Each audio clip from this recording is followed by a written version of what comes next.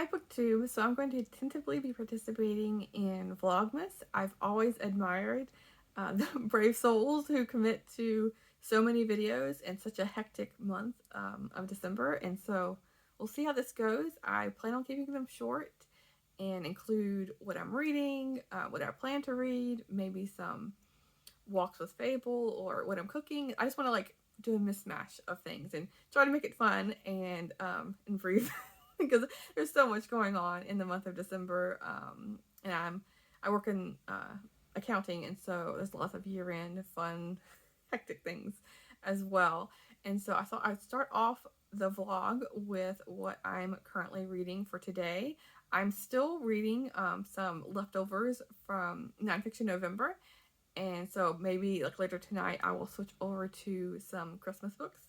So the first book that I'm hoping to finish today is Balsamaroot, if I'm pronouncing that right, by Mary Clearman Blue. And this is a memoir by an author I've never read before, and she is a English teacher, or English professor I should say, at a college. And when I bought this book, I thought it was going to be about her life in the West and more like a nature kind of story. But when I started it, and the blurb as well doesn't say anything about this, at least from what I read online and on the blurb, that a lot of it is to do with her dealing with her aunt. Comes and moves, I think 900 miles away or something like that, to her town because she is suffering from dementia. And at the time they don't know exactly what's going wrong, but she wants to be closer to her family. And so this whole book, the main topic is her dealing with dementia and being a caregiver, slowly changing her relationship to her aunt. And then interspersed throughout this is her time in the West, and then in particular her aunt's generation of being in the West, in Montana, during the homesteading era. One of the farms in her family owns is a fifth generation farm. And so yeah, so you'll have a paragraph or so of talking about her life currently, and then it'll go back in time. So I'm enjoying it, but it's not exactly what I thought when I first picked it up. And the other book I would like to finish today is El Defo by C.C. Bell, and this is also a memoir. And this, I can show you some of the art here. It's a fun, cute little story about a girl who becomes deaf due to meningitis. And so she, around I think 4 years old, and so she can remember hearing and she can talk, but now she can't hear anything. So it talks about her love of television and how now she can't understand anything they're saying. This is before there's closed captions on the television, but the movie theaters had them for foreign films, and so she talks about how she wants to go to these foreign films, and then her dad takes, after the fact, he's like, I don't know if this was appropriate for you. So this is going through her elementary school years, and right now I'm in 4th grade, and I'm this much, I'm halfway through. I didn't say what my progress is on Balsamaroot. I am on page 125 of 209, so no, I have this much left to go.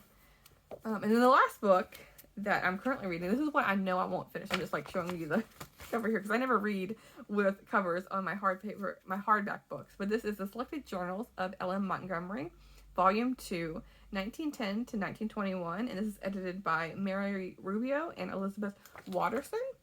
And I started these books because Elizabeth over at Lizzie Faye Loves Books is doing a readathon of More Maud, I think is the readathon name. And so, of course, me being me, I had to read some of her fiction along with some nonfiction. And this is the second diary collection I've read, and I'm reading right now. I'm in the middle of it, but I'm just slowly reading a little bit at a time because it's so depressing.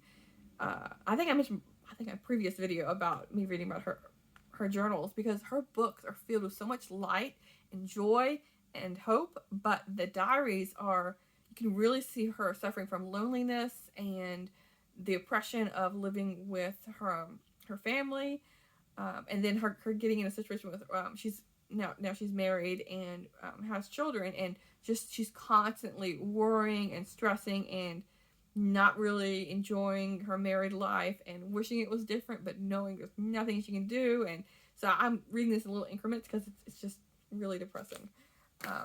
But I mean, there is some highlights there. I mean, there's some highs, of course, you're along with lows. But sorry for shaking the camera. I'm like being very casual with these videos, and I'm just like filming with the tripod on my lap here. And then this last book, if I finish those two, El Defo and Baltimore, then I'm going to start A Holiday by Gaslight. This is a Victorian Christmas novella by Mimi Matthews, and this is I'm going to be reading on my Kindle here. And I feel like the last couple of years I've seen people talk about this, and it's always been on my TBR, but I haven't gotten to it. So now is the time. I'm going to start my December with this, so I know for sure I'll get through it. I have quite a few Christmas books that I would like to read over the course of this month, and hoping I'll make lots of videos so I can show you what I'm getting through. So anyway, I will talk to you later.